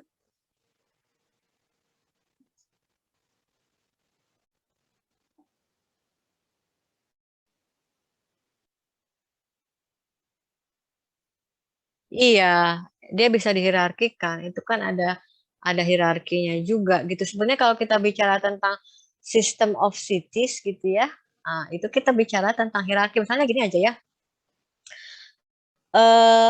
kan ada ya hierarki hierarki kota gitu. Jadi atau hierarki kota itu misalnya begini. Jadi dalam sistem perkotaan itu kita mengenal ada yang namanya primary cities. Ya, primary cities sama secondary cities itu. Ya, si primary cities itu kalau sistem perkotaan contohnya kalau di kita di Jawa katakanlah misalnya primary cities itu kan Jakarta, Bandung, Surabaya, Semarang gitu ya. Nah, secondary cities itu adalah kota-kota yang dia mendukung primary cities gitu. Nah, misalnya di posisi secondary itu misalnya Depok untuk Jakarta atau misalnya kota-kota seperti Cirebon, Surakarta, Pekalongan, Tegal itu ada di dalam hierarki secondary cities. Nah, kalau kita sebenarnya kalau kita bicara, nah di setelah secondary cities itu kan kalau di literatur internasional ada itu namanya towns, ya. Nah, tapi kita tuh tidak merekognisi towns kalau nggak ada di kita tuh istilah towns. Jadi adanya itu adalah kota-kota kecamatan yang menjadi ibu kota kabupaten.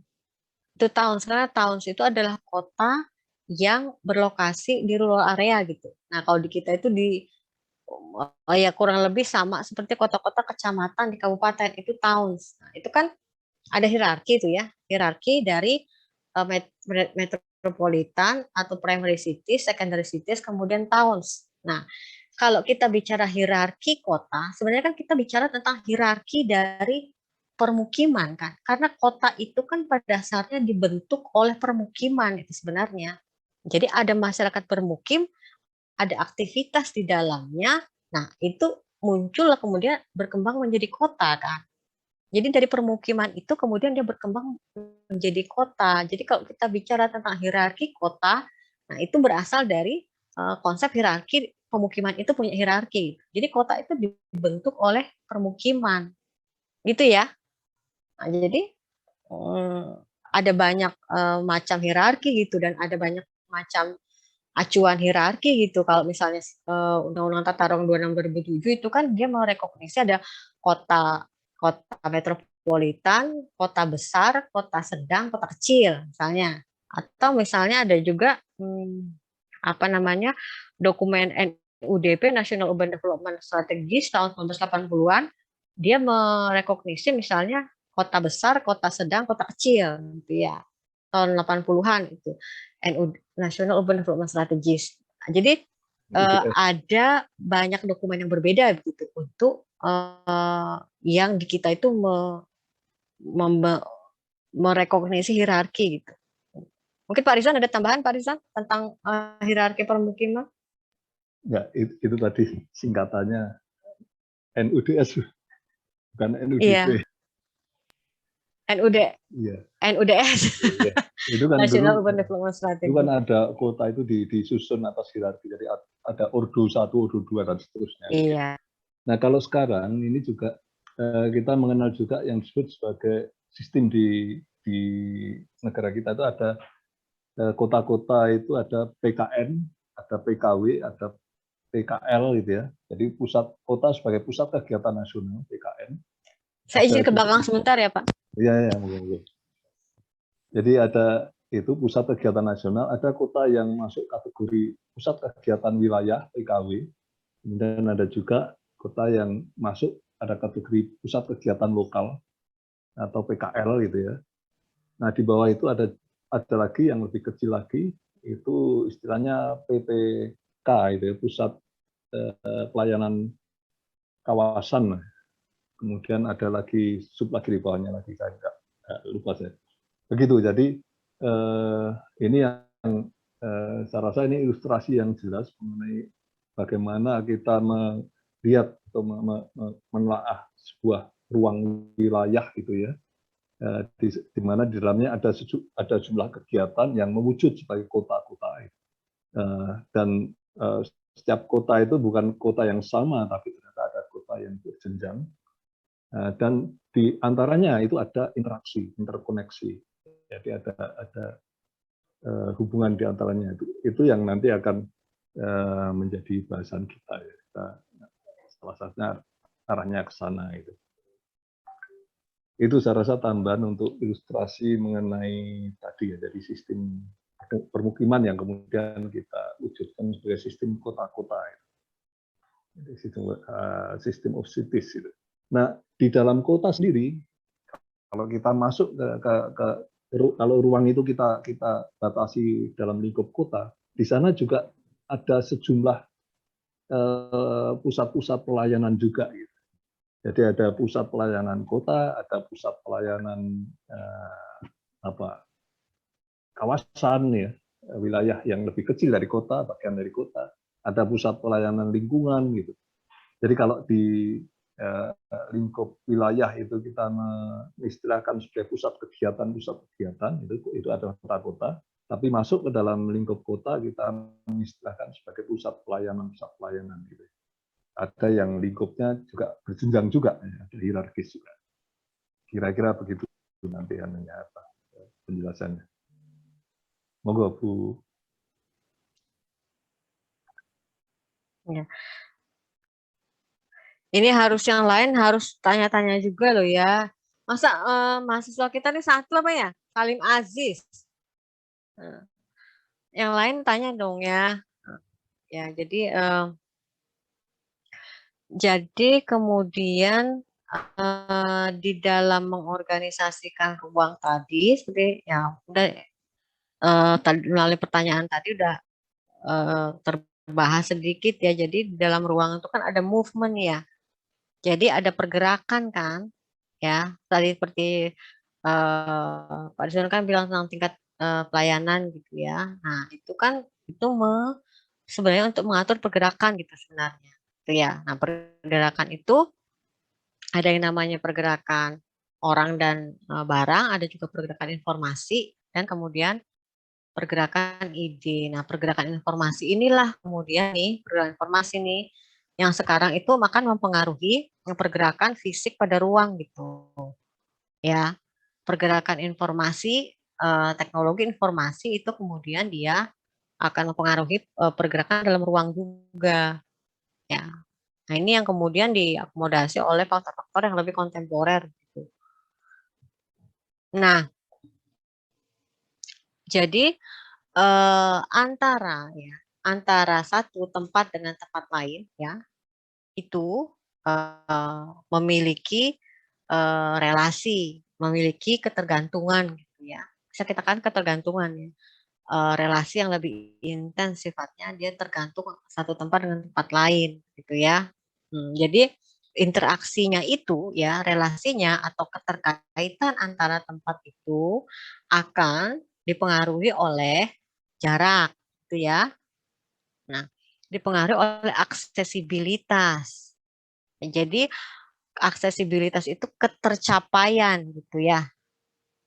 Ya, ketercapaian dia bisa dicapai dengan apa saja gitu ya. Misalnya satu titik A itu dia akan lebih aksesibel kalau dia bisa dicapai dicapai dengan misalnya kendaraan umum, kendaraan pribadi, dengan kereta api, atau misalnya satu titik A itu dia lebih aksesibel kalau dia bisa dijangkau oleh banyak jalur penerbangan udara gitu. Seperti tadi contohnya saya bilang aksesibilitas yang berbeda antara Singapura, Kuala Lumpur sama Jakarta. Walaupun Jakarta ini the most accessible place kalau kita mungkin bandingkan dengan kota-kota lain di Indonesia terkait dengan international relation gitu kan.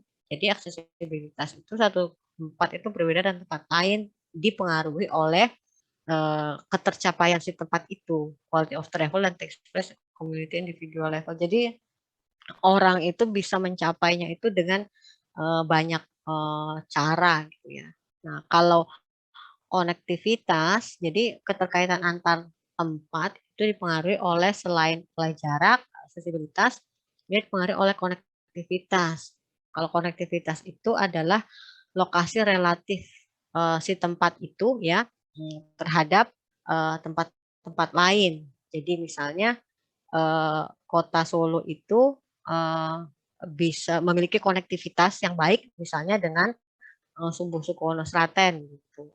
Dia memiliki keterkaitan lokasi dengan Sumbu Sukono Sraten gitu. Ya, kalau aksesibilitas kan orang secara individual dia bisa mencapai tempat-tempat itu mudah dicapai gitu, dengan berbagai moda yang ada. Kalau konektivitas itu lokasi relatif sebuah tempat dibandingkan dengan tempat-tempat lain. Dia punya konektivitas yang tinggi, misalnya Solo dengan Sumbu Sukono Sraten. Ya, dia terkonek ya si Solo ini punya konektivitas yang tinggi dengan Sumbu Sukono Sraten misalnya. Ya. Tetapi Solo ini punya aksesibilitas yang sangat tinggi terhadap misalnya Jakarta, ya. Nah, karena orang dari Jakarta bisa saja ke Solo misalnya seminggu lebih dari 3 kali, ya. Nah, jadi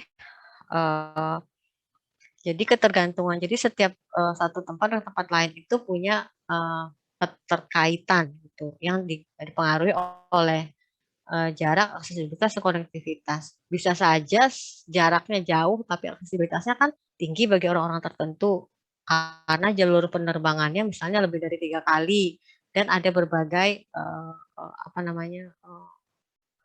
armada gitu ya, misalnya nggak cuma Garuda gitu, tapi dia punya Citylink ya, dan punya armada-armada yang lain misalnya, jadi lebih aksesibel.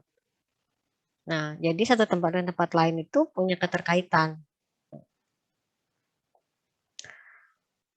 Nah, interaksi gitu ya, interaksi antar tempat itu terjadi dan interaksi antar tempat itu akan berpengaruh, akan menimbulkan, jadi interaksi yang terjadi itu akan menimbulkan pengaruh pada tempat yang berinteraksi gitu. Jadi bisa menimbulkan perubahan ruang pada tempat yang saling berinteraksi. Jadi misalnya kita bicara tentang kota Solo gitu ya. Nah, kota Solo kemudian berinteraksi dengan Sukoharjo. Ya. Nah, interaksi yang intensif antara Solo dan Sukoharjo itu kemudian menimbulkan perubahan tingkat urbanisasi Sukoharjo gitu. Nah, tetapi sebenarnya tingkat terurbanisasi Sukoharjo ini nggak hanya dipengaruhi oleh interaksi dengan Solo, tetapi itu berpengaruh gitu ya. Nah, jadi interaksi antar tempat itu akan mengubah ya, akan menimbulkan perubahan pada aktivitas yang ada di dalam tempat-tempat itu gitu. Ya, jadi interaksi spasial itu menimbulkan pengaruh. Karena itulah si interaksi spasial ini sangat penting untuk juga diatur atau misalnya dia difasilitasi gitu. Jadi misalnya contohnya itu ya yang sangat klasik itu kan adalah interaksi antara kota pusat dengan daerah pinggiran gitu ya. Nah, kalau misalnya interaksi yang terjadi antara kota pusat dengan daerah pinggiran itu difasilitasi, bukan difasilitasi, maksudnya tidak difasilitasi dengan transportasi, gitu ya, dengan aksesibilitas yang baik, orang kemudian akan cenderung untuk berlokasi sedekat mungkin dengan pusat aktivitasnya. Kan jadinya begitu ya. Jadi orang tuh berusaha gitu tinggal di kota pusat gitu. Walaupun kemudian timbullah pemukiman kurang layak. Karena misalnya pekerja bangunan atau pekerja ya blue collar gitu ya, dia kan tidak punya kemampuan, tetapi dia harus tinggal di kota pusat. Nah, ada juga aktivitas kemudian aktivitasnya difasilitasi dengan aksesibilitas yang baik. Misalnya kalau sekarang kan Jakarta itu banyak sekali pekerja datang dari Bogor gitu ya. Nah, kemudian difasilitasi aksesibilitas diberikan KRL gitu ya. Nah, kemudian orang akan saya tinggal di Bogor dong ya, lebih murah, kemudian lingkungannya lebih baik bagi orang yang berpendapatannya menengah ke bawah ya. Nah, kan lebih baik dan lebih terjangkau. Saya di Jakarta ongkosnya murah. Nah, jadi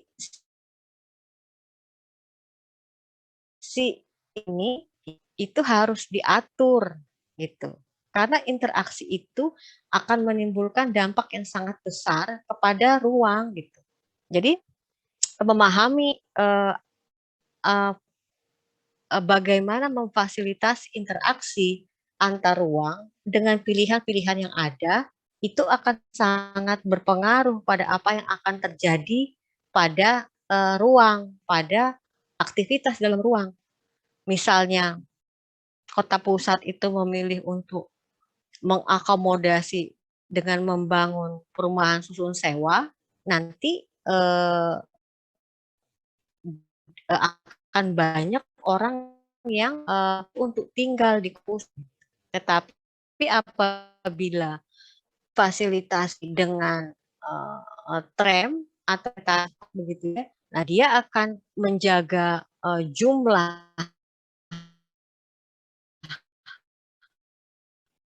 penduduk membangun modal di sekitarnya. Jadi misalnya di kota London itu orang yang kerja di London itu bisa berjarak bisa berasal dari kota-kota di sekitarnya gitu.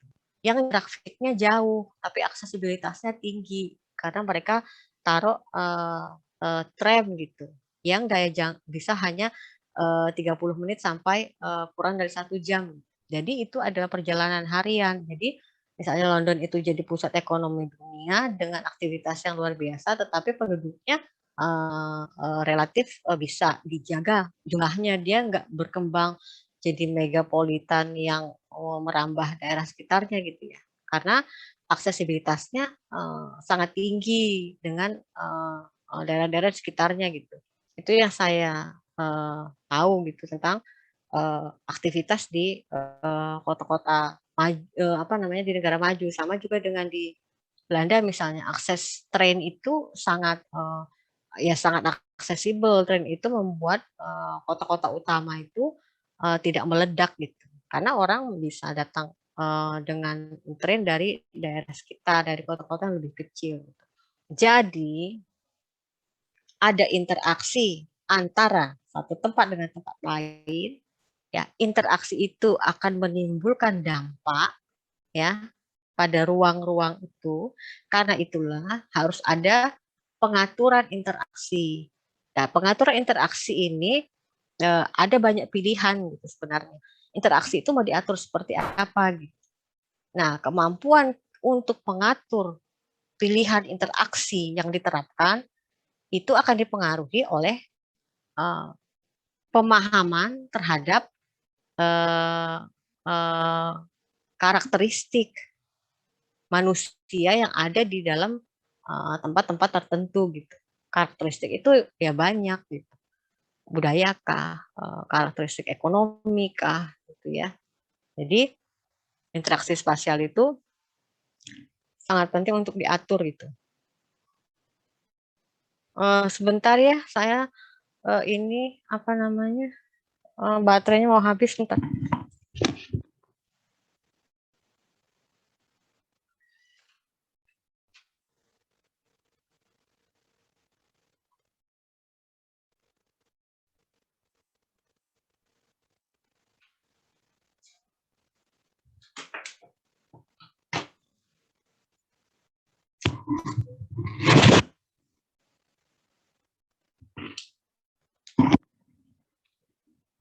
Halo, bisa dipahami ya? Bahwa mengatur interaksi itu sangat penting gitu. Karena interaksi itu akan berpengaruh pada ruang gitu. Seperti apa ruang itu terbentuk itu sangat pengaruh interaksi. Jadi ngatur interaksi dan strategi interaksi apa Anda tuh mau mengatur interaksi itu dengan strategi seperti apa itu luar biasa itu pengaruhnya pada ruang. Ya, ya gimana Salim? Ya, ruang.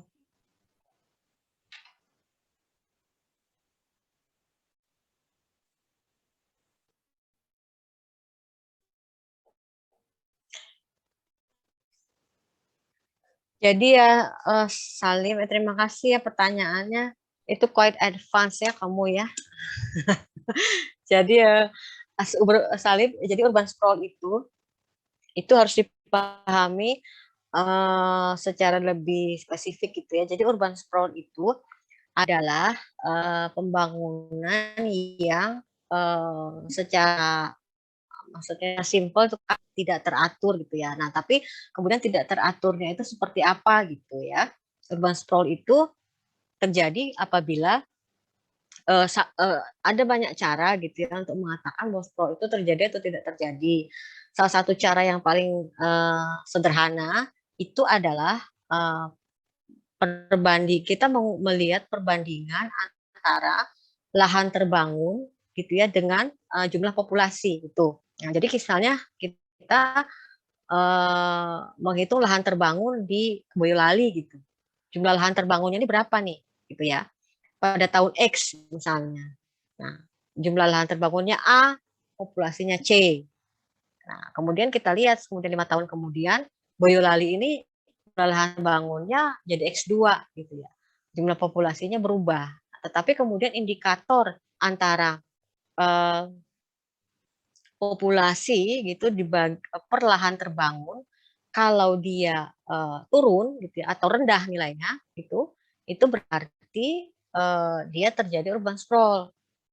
Jadi terjadi peningkatan yang pesat di pembangunan fisik atau lahan terbangun, tetapi populasi yang tinggal di situ rendah itu.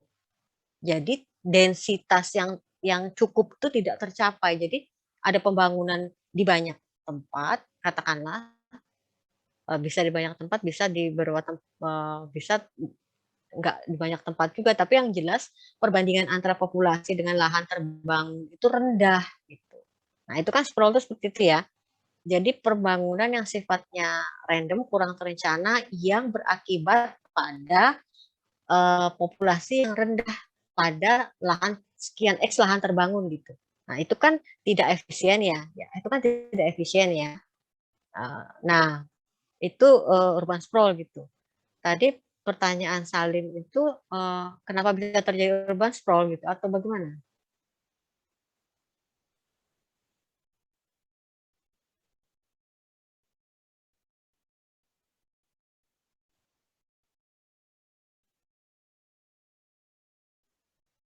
Oh iya, kalau urban sprawl itu kan sebenarnya ada banyak faktor gitu yang menyebabkannya ya. Nah, eh, yang salah satu yang sangat berpengaruh pada urban sprawl itu kan sebenarnya permukiman ya, permukiman dengan jalan ya. Jadi urban sprawl itu kan ada urban sprawl yang dia membentuk apa ya, tipenya tuh leapfrogging kalau istilahnya itu. Jadi dia ada apa namanya, area-area tertentu di mana perumahan dibangun, tetapi penduduknya itu maksudnya populasinya sedikit. Jadi katakanlah dia itu perumahan dengan besar, yang satunya itu ya 2 orang, 3 orang, tapi dia makan mahalnya besar. Nah, itu tersebar di banyak tempat gitu. Nah, itu contohnya sprawling yang leapfrogging, tapi ada juga urban sprawl itu yang dia pembangunannya itu di sepanjang jalan. Ya, jadi polanya itu pita. Jadi dia di sepanjang jalan terbangun, tapi di sekitarnya itu tidak gitu. Nah, jadi akan butuh apa namanya, waktu yang banyak dan lama karena ada kemacetan gitu. Kalau orang mau bergerak dari aktivitas di titik A ke aktivitas di titik D pada satu jalan yang sama gitu. Ya, karena dia kan pasti menimbulkan kemacetan kalau semua aktivitas itu berpusat di sepanjang jalan. Nah, jadi dia menjadi tidak efisien. Jadi kalau apakah itu terkait dengan pengaturan interaksi, menurut saya iya, gitu ya. Tetapi nggak hanya itu, gitu ya, karena akan dipengaruhi oleh juga banyak hal lain, misalnya harga lahan, gitu ya, atau regulasi, ya. Misalnya kalau di kita itu pembangunan itu biasanya kan by demand ya, ada demand di mana kemudian perumahan dibangun. Nah, planning by demand itu sangat dipengaruhi oleh siapa pemegang modal gitu ya. Kan kalau swasta dia akan melihat tempat-tempat yang potensial ya, orang akan beli rumah, misalnya developer ya, dia cari tanah yang murah, kemudian dia tahu bahwa orang-orang yang di Solo itu nggak semuanya bisa punya rumah di Solo. Kemudian dia bangun di sekitarnya. Nah, di situ ada demand, ada modal, ada izin gitu ya. Nah, itu juga dipengaruhi oleh demand dan juga dipengaruhi oleh modal, siapa pemegang modal, kemudian dipengaruhi oleh regulasi. Nah, sprawl itu bisa terjadi karena itu juga, gitu. Jadi iya, dia dipengaruhi oleh pengaturan interaksi, tapi pengaturan interaksi dalam arti yang luas gitu ya. Karena faktor-faktor yang tadi saya sebutkan juga berpengaruh dalam mengatur interaksi. Jadi mengatur interaksi itu akan ada banyak faktor yang berpengaruh gitu. Tidak bukan hal yang mudah untuk mengatur interaksi gitu. Itu ya. Oke. Ini udah 9.20, mungkin ada kuliah ya. Jadi waktu kita sudah habis. Ini sisanya hanya apa ini? Saya bicara tentang distribusi spasial gitu ya. Jadi distribusi spasial itu apa ya, observasi ya. Jadi fenomena yang yang terjadi pada fenomena yang sama itu pada lokasi-lokasi tertentu gitu. Nah, ini saya menemukan contoh yang sederhana tetapi menurut saya bermanfaat gitu ya. Contoh spasial distribusi itu adalah pada saat terjadi wabah kolera gitu. Wabah kolera, jadi analisis spasial distribusi wabah kolera di London Soho District tahun 1854. Nah, itu wabahnya luar biasa gitu. Nah, itu akhirnya si wabah itu bisa dipahami penyebabnya itu dengan memetakan rumah orang penderita kolera itu. Ya, dipetakan. Nah, ternyata dari pemetaan aktivitas yang sama ya, penderita wabah kolera itu dipahami bahwa distribusi itu penyakit itu terjadi karena gitu ya. Nah, rumah-rumah korban itu apa namanya, yang punya lokasi lokasi air ya, pompa airnya itu tercemar gitu. Nah, jadi dia itu kemudian mempengaruhi daerah sekitarnya gitu. Jadi ini adalah contoh observasi aktivitas tertentu di dalam ruang yang kemudian bisa menyelesaikan permasalahan kesehatan. Jadi sekalian bicara pandemi, jadi sebenarnya analisis aktivitas di dalam ruang, pola ruang gitu ya, dan juga struktur sebenarnya itu sangat berpengaruh juga dengan apa namanya ya, domain lain misalnya. Misalnya ilmu kesehatan masyarakat gitu ya. Karena ada banyak sekali informasi yang bermanfaat bila kita memahami secara keruangan, distribusi, aktivitas tertentu. Ya, kita akan menghasilkan informasi-informasi yang bermanfaat untuk analisis lebih lanjut. Kalau kita memetakan aktivitas tertentu di ruang tertentu pada skala tertentu gitu. Ya, skala itu nggak hanya kawasan atau kota atau wilayah, bisa kita memetakan aktivitas yang sama ya untuk seluruh kota kabupaten misalnya di Jawa gitu. Kita memahami polanya gitu. Ya, oke. Nah, ada yang namanya analisis pola ruang kan. Nah, analisis pola ruang itu banyak sekali manfaatnya gitu. Nah, nanti saya itu akan carikan contoh gitu ya. Bagaimana analisis terhadap pola ruang itu memberikan banyak sekali kemanfaatan gitu. Nanti saya coba carikan kasus-kasusnya gitu ya. Jadi analisis pola ruang itu melibatkan gitu ya, identifikasi, deskripsi, mengukur ruang, susunan, lokasi, konfigurasi, tren, hubungan antara geografik data. Akan ada banyak sekali, kemudian you will be amazed gitu ya dengan informasi yang bisa dihasilkan apabila Anda melakukan analisis terhadap aktivitas yang ada di dalam ruang. Percaya deh gitu. Nanti saya kasih contohnya ya.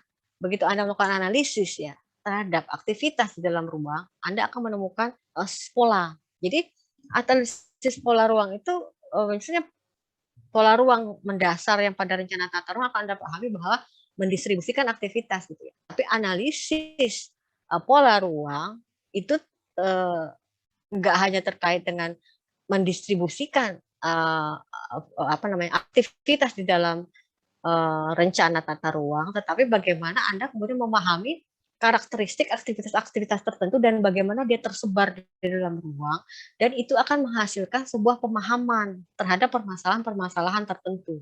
Ya, gitu kira-kira. Nanti akan saya carikan, saya sudah simpan untuk tahun lalu, tapi selalu saya cari kok yang nggak ada, jadi belum saya upload di Spada. Ya, ada pertanyaan selain Salim, bukan dilarang ya Salim, ini teman-temannya gimana? Coba yang lain lah coba ya, bertanya gitu ya. Coba ada pertanyaan nggak? Setiap pertanyaan itu berharga sebenarnya ya, karena akan menginformasikan teman-teman yang lain juga. Kalau Anda bertanya itu ya Anda membuka channel untuk informasi bagi teman-teman yang lain. Kalau nggak ada, ini sudah 9.26. Ya, nanti kita takutnya mau dipakai nih. Oke. Mungkin Pak Rizal dan Bu Erma ada closing information dulu, closing statement atau apa gimana? Nggak ada Bu, mungkin OCW ya, OCW jangan lupa. Presensi. Presensi diisi ya. Iya, dan kalau misalnya ada yang lupa atau apa, itu karena sistem, jadi kami tidak bisa merevisi ya, gitu. Kalau misalnya sakit atau apa, silakan menghubungi dosennya gitu ya, dosen kelas kalian di kelas A atau kelas B gitu. Kalau kelas A dengan Bu Mita presensinya.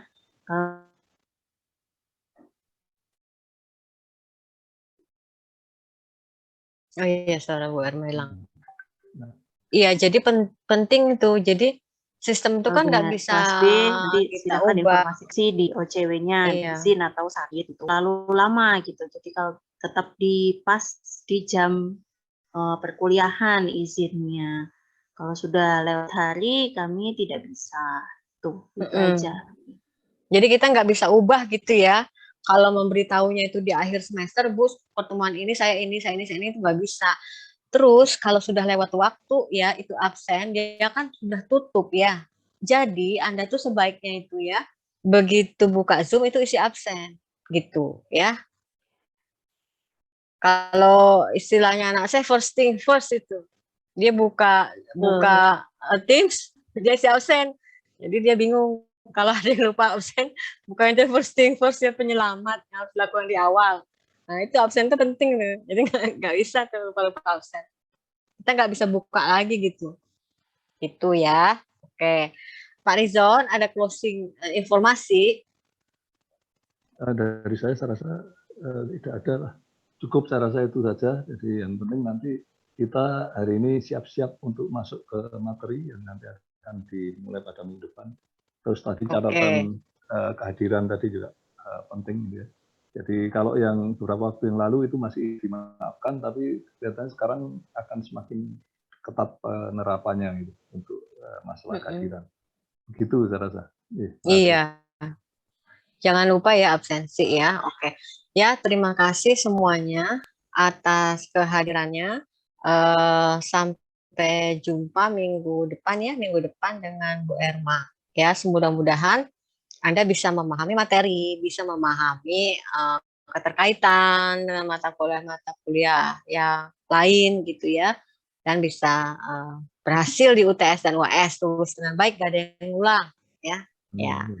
Selamat pagi, selamat siang ya, selamat siang. Assalamualaikum warahmatullahi wabarakatuh. Waalaikumsalam. Terima kasih Bu.